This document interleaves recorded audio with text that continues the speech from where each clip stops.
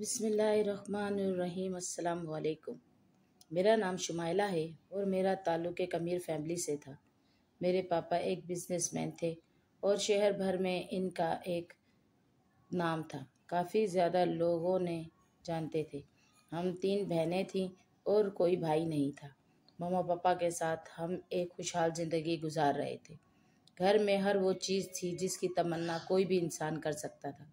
मेरी मम्मा पढ़ी लिखी लेकिन ज़्यादा सादा मिजाज की खातून थी। मेरी दोनों बहनें मुझसे बड़ी थीं और मैं सबसे छोटी होने की वजह से सबकी लाडली भी थी।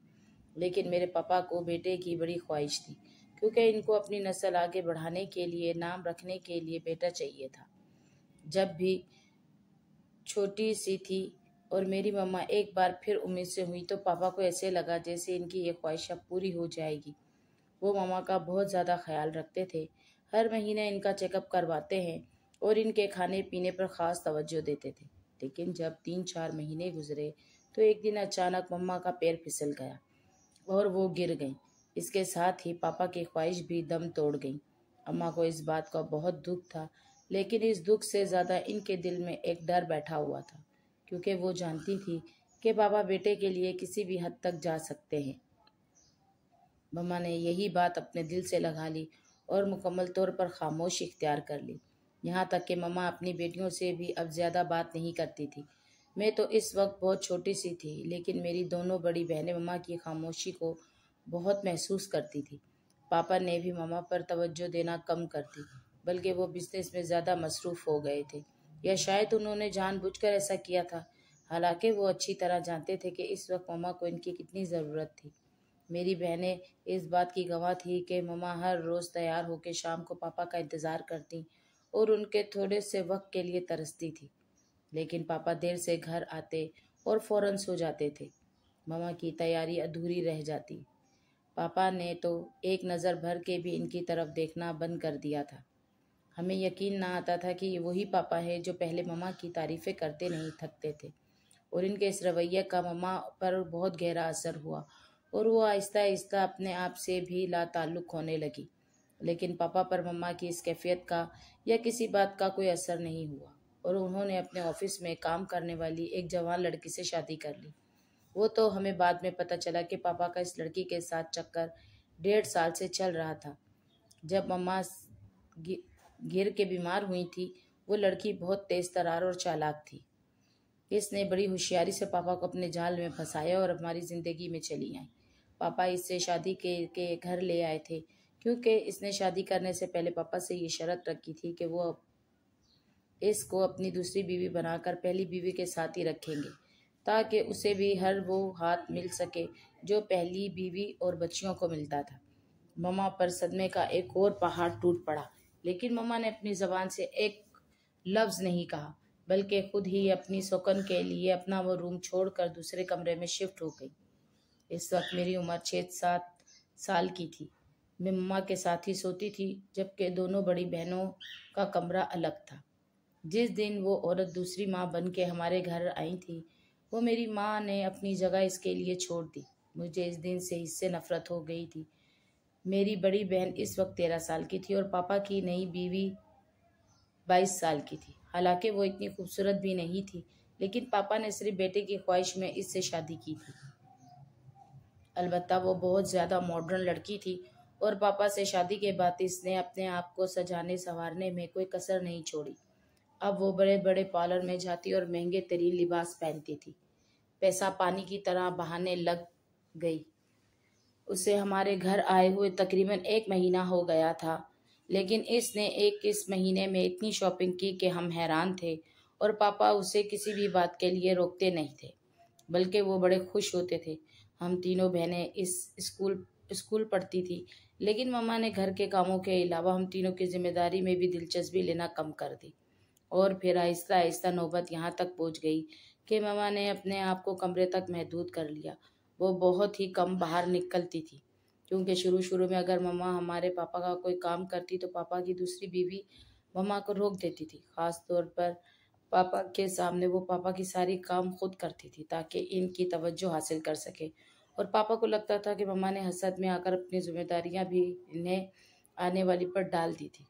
जबकि ऐसा कुछ नहीं था। जब पापा घर नहीं होते तो वो आराम से अपने कमरे में लेटी रहती, किसी काम में दिलचस्पी नहीं लेती थी। लेकिन जैसे ही पापा घर आते तो वो मुकम्मल तौर पर एक्टिव हो जाती, और तो और पापा के सामने वो हम तीनों से भी प्यार जतलाने की कोशिश करती थी, जबकि इनकी गैर मौजूदगी में वो हमें अपने आसपास भी नहीं भटकने देती थी। ख़ास तौर पे मुझे तो उसे कोई खुदा वास्ते का बेर था। मुझे देखते ही उसे गुस्सा चढ़ जाता और वो मुझे डांट देती थी, इसलिए वो मुझे और भी बुरी लगने लग गई। दूसरी तरफ हमारी मम्मा थी, जिसने कहीं आना जाना भी बिल्कुल छोड़ दिया था। एक ही जोड़ा 4-4 दिन पहने रखती, बाल नहीं बनाती थी। मेरी आपी मम्मा से कह कह करके इनके कपड़े चेंज करवाती, बाल बनवाती। पहले जिस घर में मुकम्मल तौर पर मम्मा का ऑर्डर चलता था, अब वहाँ पापा की दूसरी बीवी की हुकूमत थी। हर काम इनकी मर्जी और पसंद के मुताबिक होता, यहाँ तक कि खाना भी वही बनता था, वही बनाती थी जो बनवाती थी। पापा ने तो मम्मा समेत हम तीनों बहनों को भी नज़रअंदाज करना शुरू कर दिया था और अपनी नई बीवी के साथ खुश रहते थे। और दूसरे दिन पापा को इनके लेकर डिनर पर चले जाते थे और हम तीनों माँ के आंसू साफ करते रह जाते थे। और फिर जब छोटी मम्मा के यहाँ खुशखबरी आई तो इसके नाज नखरे और बढ़ गए। अब तो वो हिल के पानी भी नहीं पीती थी, और पापा ने मेरी दोनों बड़ी बहनों को खास तौर पर ताकीद की थी कि नौकर तो अपना काम करते ही हैं, लेकिन तुम लोगों ने भी अपनी छोटी माँ का खास ख्याल रखना है। मेरी दोनों बड़ी बहनें पापा से डरती भी थी और झिझकती भी थी, क्योंकि इनको मालूम था कि अगर वो पापा की बात नहीं मानेंगी तो वो मम्मा को तंग करेंगे। इसलिए वो छोटी माँ की एक आवाज़ पर भागी भागी जाती थी, जबकि मैं ऐसा नहीं करती थी। छोटी मम्मा अगर मुझे कभी आवाज़ देती तो मैं जानबूझ के इनका काम नहीं करती थी। फिर वो मेरी शिकायत पापा से लगाती थी और पापा मुझे डांटते थे। जब छोटी मामा के यहाँ बेटी की पैदाइश हुई तो पापा की खुशी की इंतहा न रही। उन्होंने पूरे शहर में मिठाई बांटी, अपने वर्कर्स की तनख्वाह बढ़ा दी और घर में काम करने वाले मुलाजमिन को भी जोड़े तहफ़ में दिए। सारे जहां में खुशियां मनाई और एक बहुत बड़ा जश्न किया, लेकिन अपनी इस खुशी में वो हमारी माँ और हमें भूलते जा रहे थे। उन्होंने फंक्शन में एक मर्तबा भी मम्मा को आने का नहीं कहा, और जब पहली मर्तबा मम्मा ने इस बच्चे को अपनी गोद में उठाने की कोशिश की तो छोटी माँ ने फटाफट मम्मा को रोक दिया और अपना बेटा उठा के सीने से लगा लिया। पापा ने इसकी तरफ देखना तो वो कहने लगी कि भाई किसी का क्या भरोसा कि हसद में आके मेरे बच्चे को कोई नुकसान पहुंचा दे, इसलिए मैं तो अपना बच्चा किसी को नहीं दूंगी। पापा भी इसकी बात पर खामोश हो गए। मम्मा बहुत रोई थी और इस दिन के बाद मम्मा ने कभी भी इसके बच्चे को उठाने की कोशिश नहीं की। हालांकि वो हमारा भाई था, लेकिन हम तीनों बहनों को भी इस बात की इजाज़त नहीं थी कि हम अपने भाई को गोद में उठाएं या हाथ भी लगाएं। आहिस्ता आहिस्ता वक्त गुजरता गया और जब हमारे भाई की पहली सालगिरह हुई तब भी पापा ने एक बड़ा फंक्शन रखा था। इसमें भी हमारी मम्मा ने शिरकत नहीं की। हम तीनों बहनें वहाँ मौजूद थीं, लेकिन हमारी कोई अहमियत नहीं थी। अब मेरी दोनों बड़ी बहनें ज़्यादातर मम्मा के साथ ही रहती थी। वो जानबूझ के छोटी मम्मा या भाई के इर्द गिर्द नहीं हो जाती थी, क्योंकि वो बेशक वो किसी बात का इजहार नहीं कर सकती थी, लेकिन इनको भी अपनी माँ की इस हालत का दुख था। लेकिन मुझे इन सारी बातों पर बड़ा गुस्सा आता था। हालांकि मैं बहुत छोटी सी थी, लेकिन मुझे बर्दाश्त नहीं होता था, क्योंकि छोटी मम्मा ने मेरे पापा को भी हमसे छीन लिया था और मेरी मम्मा भी इनकी वजह से दुखी रहती थी।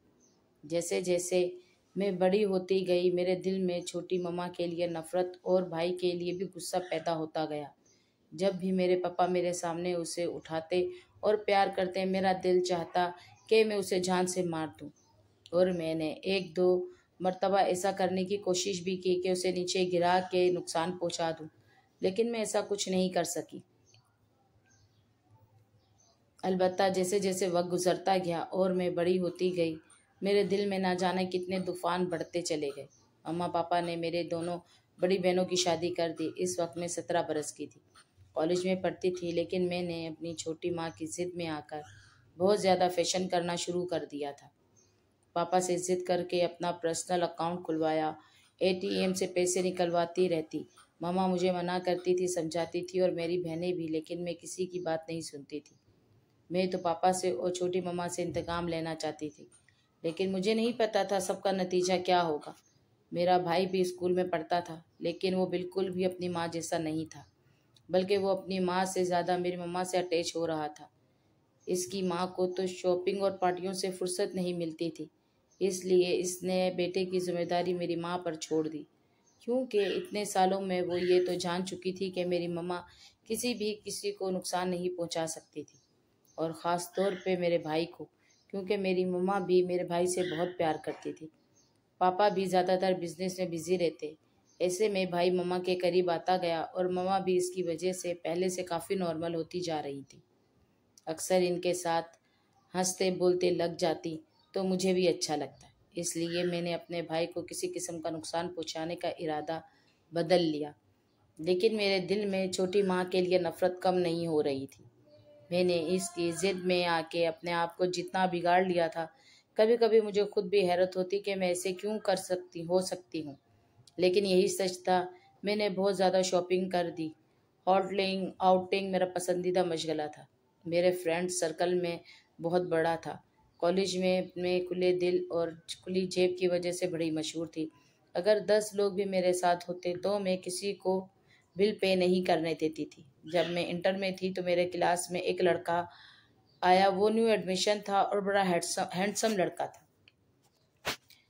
क्लास की लड़कियां उसे देख के आहें भरने लगी। मैंने इसकी तरफ कोई तवज्जो नहीं दी। लेकिन एक दिन किसी काम के सिलसिले में हमारी बात हुई तो बातों बातों में वो बात बहुत आगे निकल गई, और इसके बाद अक्सर हम कॉलेज में एक साथ नजर आने लगे। इसका नाम उमैर था। वो पढ़ने में काफ़ी ज़हीन था, जबकि मैं तो सिर्फ बाप का पैसा उड़ाने का के लिए कॉलेज जाया करती थी।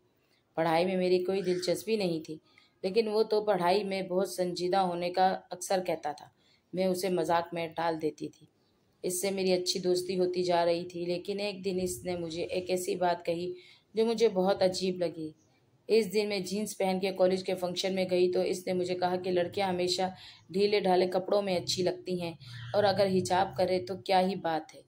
मैंने इसकी बात पर उससे पेंडू होने का ताना दिया और कहा कि आज के दौर में कौन सा लड़का है ऐसा कि जो लड़कियों से इस तरह के डिमांड करे। तो वो कहने लगा कि मैं तो ऐसा ही हूँ, और जो मेरी लाइफ पार्टनर बनेगी मैं उससे यही उम्मीद रखूँगा कि वो हिजाब किया करे।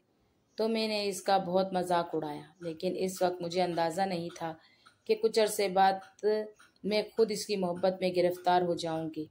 उमेर की आदतें और इखलाक बहुत अच्छा था। मैं इसकी फैमिली के बारे में तो नहीं जानती थी, लेकिन मुझे इतना अंदाज़ा ज़रूर था कि वो किसी अच्छे ख़ानदान से ताल्लुक़ रखता है। आहिस्ता आहिस्ता जब मैं इससे बात मोहब्बत करने लग गई तो मेरा दिल चाहता कि मैं इसके बारे में से ज़्यादा जान सकूं। लेकिन मैं खुद से इसे इजहार नहीं करना चाहती थी, बल्कि मैं तो ये चाहती थी कि वो मेरी मोहब्बत में पागल हो के मुझसे इजहार करे। और इसी ख्वाहिश में मेरा कॉलेज पूरा हो गया। मैंने बीएससी करने के बाद पढ़ाई को खैर बात कह दिया और उमेर भी यूनिवर्सिटी में चला गया। लेकिन फ़ोन पर हमारा मुकम्मल राब्ता था। अब मेरा शौक़ मुकम्मल तौर पे वही थे जो मैं चाहती थी।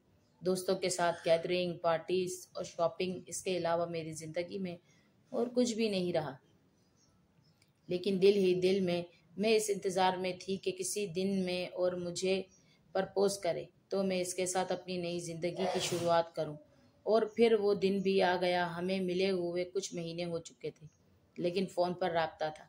इस रात इसने फ़ोन पे बात करते हुए मुझे कहा कि कल मिलते हैं क्योंकि मुझे तुमसे कुछ ज़रूरी बात करनी है। मैं बड़ी खुश हो गई और मैंने फ़ौरन उसे एक रेस्टोरेंट में खाने पर बुला लिया। अगले दिन जब मैं तैयार होने लगी तो मुझे इसकी बात याद आ गई। तो मैंने अलमारी से शलवार कमीज़ और दुपट्टा निकाल के पहन लिया और लाइट सा मेकअप करके इससे मिलने चली गई। जब मैं वहाँ पहुँची तो वो पहले से बैठा मेरा इंतज़ार कर रहा था और मुझे देख के खड़ा हो गया। इसकी आंखों में बेयकीनी और अजीब सी कशिश थी। ऐसा लग रहा था जैसे वो मुझे देख के बहुत खुश हुआ है, लेकिन वो किसी तरह जाहिर नहीं करना चाहता था, मगर इसकी आंखें सब कुछ कह रही थी। फिर हम बैठ गए तो इसने मेरी तारीफ़ की और मैं तो जैसे हवाओं में उड़ने लगी। खाना ऑर्डर करके मैंने इससे पूछा कि भाई किस सिलसिले में मिलना चाहते थे। तो सबसे पहले इसने मुझे अपने जॉब का बताया। इसकी एक जगह अच्छी जगह जॉब हो गई थी और इसने कहा कि आज का खाना भी इसकी तरफ से होगा।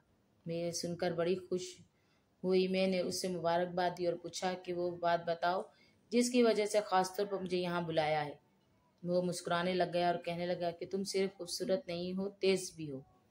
फिर इसने कहा कि मुझे तुमसे एक बात कहनी थी। सबसे जब से हम कॉलेज से निकल के अलग अलग हुए हैं, मेरे दिल से तुम्हारा ख्याल ही हटता ही नहीं। अभी कुछ टाइम्स मुझे रियलाइज़ हुआ कि मैं तुम्हारे बगैर नहीं रह सकता। शायद इसलिए कि मैं तुमसे मोहब्बत करने लगा हूँ।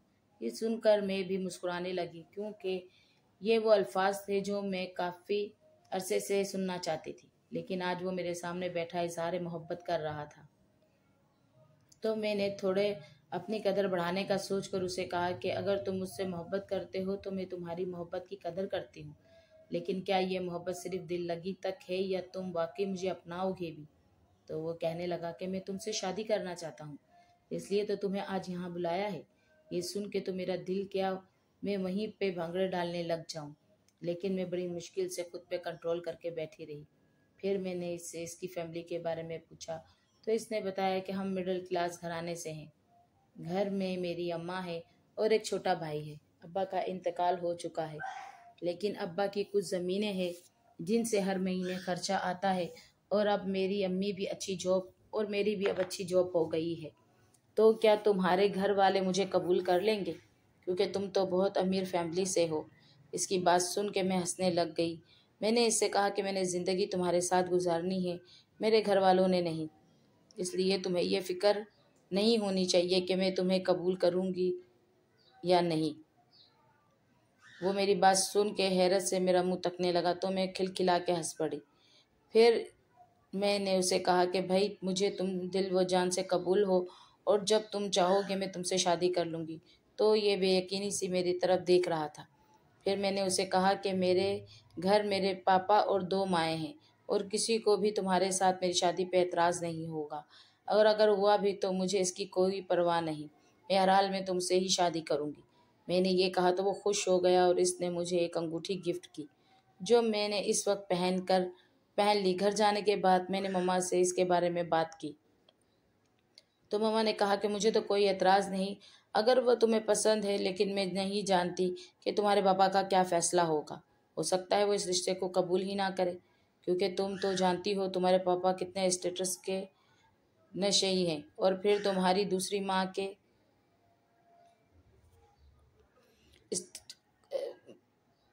मामा की बात सुन के गुस्से में आ गई। मैंने इनसे कहा कि मुझे पापा या दूसरी माँ की कोई परवाह नहीं है, मुझे सिर्फ आपकी परवाह है, और मेरे लिए आपकी इजाज़त बहुत ज़रूरी है। अगर आप राज़ी हैं तो मुझे और किसी की कोई फ़िक्र नहीं।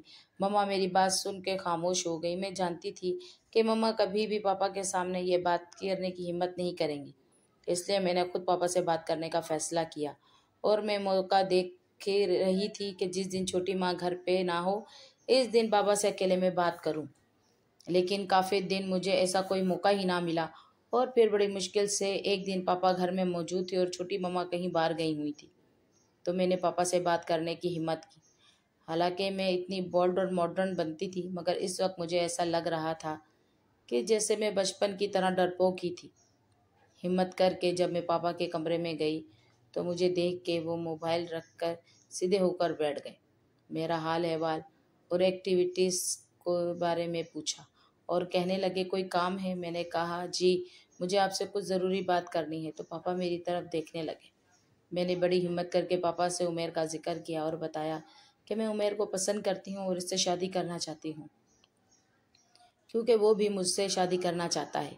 पहले तो पापा मेरी तरफ देखते रहे, फिर कहने लगे कि बेटा, तुम अच्छी तरह जानती हो कि तुम दोनों बड़ी बहनों की शादी भी मैंने अपनी मर्ज़ी से की है।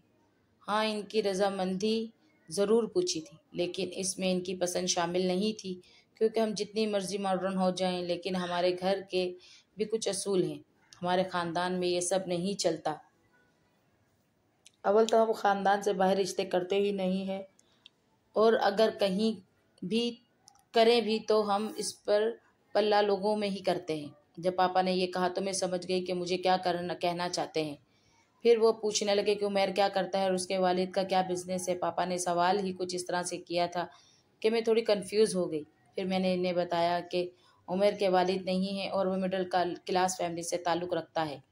घर में सिर्फ एक माँ और भाई है, और उमेर की एक बहुत अच्छी नौकरी भी हो गई है। बाबा ये सुनकर उठकर खड़े हो गए और कहने लगे कि ये सब बताने से पहले ही मैं तुम्हें बता चुका हूँ कि हम किस तरह के लोगों में अपनी बेटियां ब्याहते हैं। इसके बावजूद तुमने बड़ी हिम्मत करके मेरे सामने ये सब कहा। चलो कोई बात नहीं, क्योंकि तुम मेरी बेटी हो, लेकिन मैं हरगिज़ तुम्हारी ऐसे ख़ानदान में शादी नहीं कर सकता जो किसी भी तरह हमारी बराबरी ना कर सके। तुम खुद सोचोगी, बचपन से लेकर अब तक कितने आजमाइशों में पली हो। जहाँ पे हज़ारों खर्च करने होते हैं तुम लाख खर्च करती हो। तो क्या तुम ऐसे घर में खुश रह सकोगी जहाँ तुम्हारा शोहर मामूली सी नौकरी करता होगा? पापा मुझे कन्विंस करने की कोशिश कर रहे थे। इन्हें अभी तक गुस्सा नहीं आया था, इसलिए मैंने मौके से फ़ायदा उठाते हुए इन्हें कहा कि पापा मैं उमेर के साथ खुश रहूँगी, क्योंकि हम एक दूसरे को पसंद करते हैं। मेरी बात सुनते ही पापा को गुस्सा आ गया। वो कहने लगे कि मैं इतनी देर से तुम्हें कुछ समझाने की कोशिश कर रहा हूँ। ज़िंदगी जो है वो मोहब्बत और प्यार से नहीं गुजरती, बल्कि अच्छे लाइफस्टाइल के लिए पैसों की ज़रूरत होती है। और मिडिल क्लास फैमिली के लड़के एक घर बनाने में पूरी ज़िंदगी गुजार देते हैं। वो तुम्हें क्या खुश रखेगा? लेकिन मैं अपनी ज़िद पर कायम थी।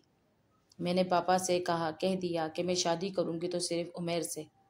इस वक्त पापा ने मेरे मुंह पर एक थप्पड़ मारा और कहा कि शादी तो तुम्हारी वहीं होगी जहां मैं बात चला रहा हूँ। इतने में छोटी मम्मा कमरे में आ गई और वो ये सब देख कर हैरान हो रही थी, लेकिन बड़ी जल्दी सारा मामला समझ गई और मुझे कहने लगी कि तुम्हारे पापा ठीक कह रहे हैं। हमने तुम्हारे लिए एक बहुत अच्छी फैमिली का लड़का देखा है। अगर तुम्हारी इससे शादी हो जाएगी तो तुम्हारे पापा को नहीं बिजनेस डील भी आराम से मिल जाएगी।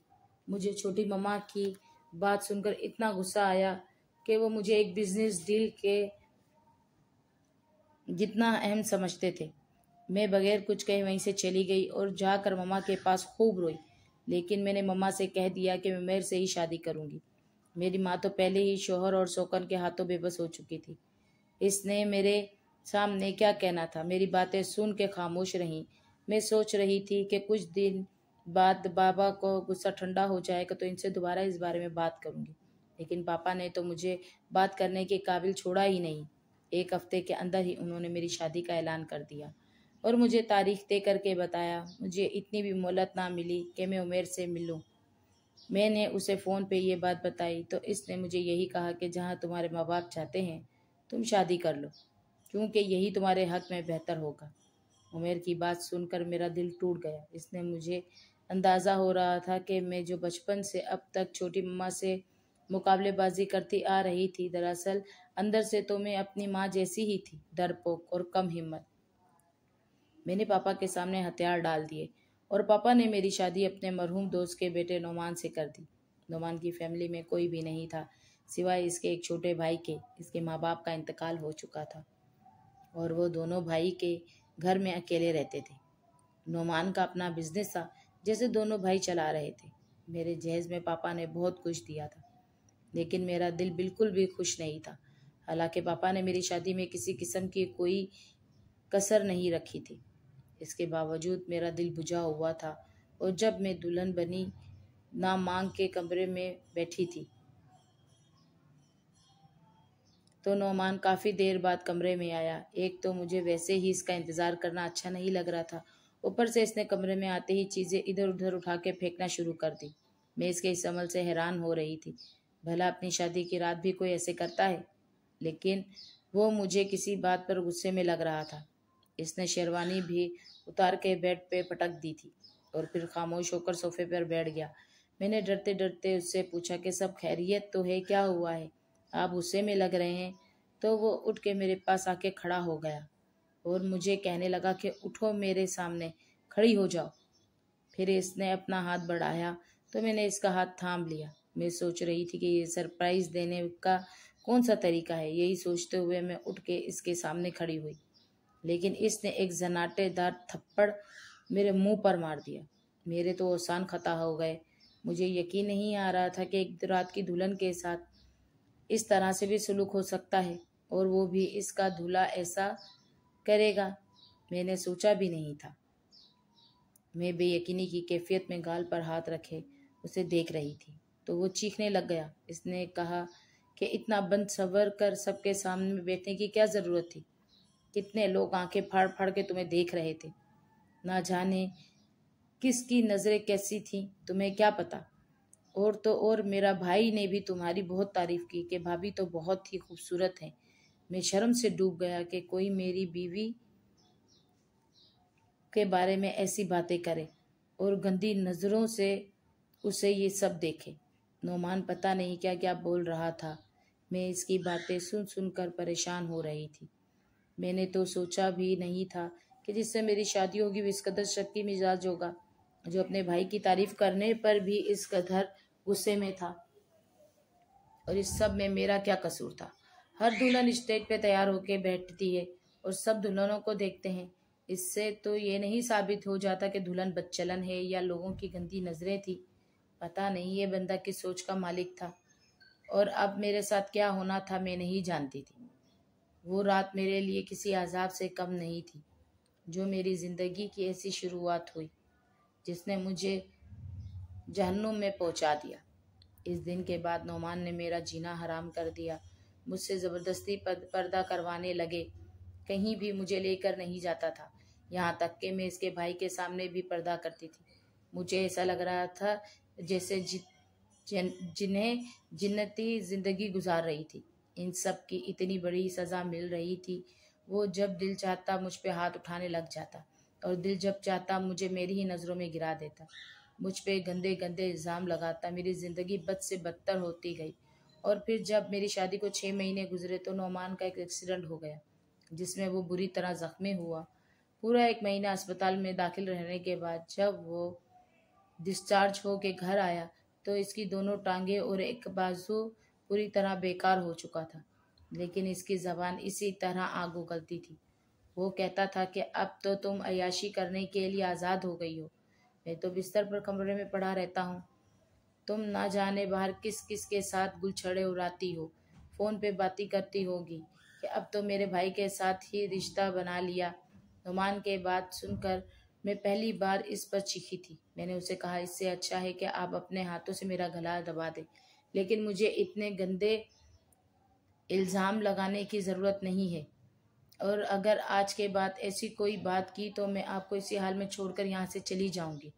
मेरी बात सुन के पहले तो नोमान खामोश हो गया, लेकिन फिर कहने लगा कि तुम अच्छी तरह जानती हो कि मैं माजूर हूँ और तुम्हारा गला नहीं दबा सकता, वरना तुम जैसी औरत के साथ इससे भी बुरा सलूक होना चाहिए था। मैं तो इसका मुंह देखती रह गई कि ये बंदा जाने किस मिट्टी से बना था। मुकम्मल तौर पर माजूर हो चुका था, जिंदगी से दूर होता जा रहा था, लेकिन इसके दिल और दिमाग में भरा हुआ जहर किस तरह कम नहीं हो रहा था। फिर आहिस्ता आहिस्ता मैंने उसे इसके हाल पे छोड़ दिया, लेकिन वो पूरी तरह मायूस होता जा रहा था। नोमान मजीद 1 महीने इसी तरह बिस्तर पर पड़ा रहा, लेकिन अब वो बहुत ज़्यादा बीमार हो चुका था और उसे लगता था किसी भी वक्त ज़िंदगी से मुंह मोड़ बैठेगा।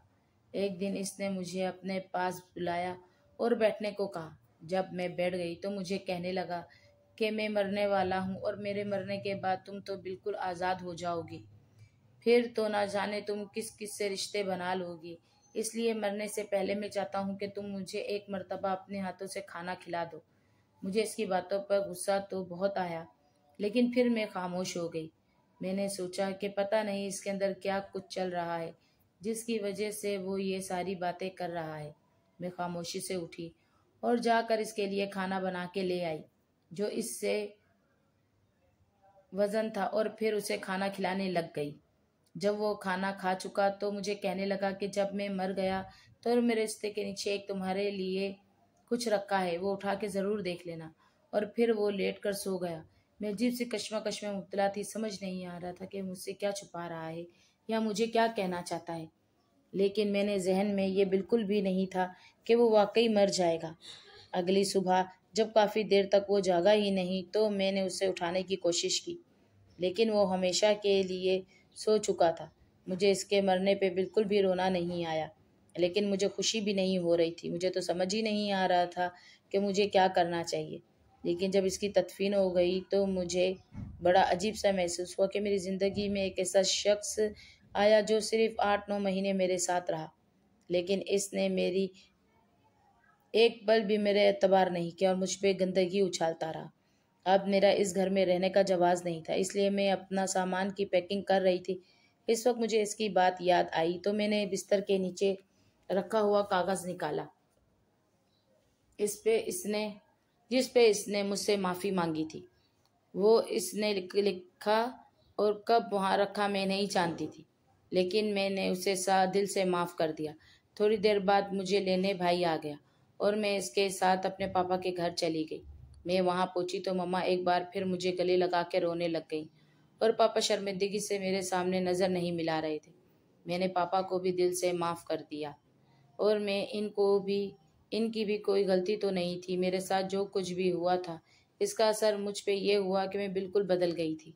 अब मैं हर वक्त दुपट्टा ओढ़ के रखती, मेरा दिल दुनिया की किसी चीज़ में नहीं लगता था। ऐसे ही मेरी इद्दत पूरी हो गई तो इस दिन पापा मेरे कमरे में आए, मुझे कहने लगे कि अगर मैं कुछ मांगू तो मुझे दोगी। मैंने पापा की तरफ देखा तो कहने लगे कि बाहर उमेर और उसका भाई बैठे हैं, वो तुमसे शादी करना चाहता है और मैं हाथ जोड़ के तुमसे इसके लिए हाँ कहने की गुजारिश करता हूँ। मैं पापा की तरफ हैरानी से देख रही थी। फिर मैंने खामोशी से पापा के जुड़े हुए हाथों को थाम लिया। आज उमेर से मेरी शादी को 6 साल गुजर चुके हैं। वो बहुत अच्छा है और मेरी बहुत ही इज्जत करता है और मेरे भाई के होते हुए भी कभी कभी कभी भी इसने मुझ पे शक नहीं किया। मैं जब भी उमेर को देखती हूँ तो सोचती हूँ कि 5 उंगलियां बराबर नहीं होती। नोमान जैसे लोग बहुत कम होते हैं, लेकिन उमेर जैसे अच्छे लोगों की वजह से दुनिया कायम है। इसी तरह से मेरी चैनल को आप लाइक, कमेंट्स और सब्सक्राइब लाजमी कीजिएगा। शुक्रिया।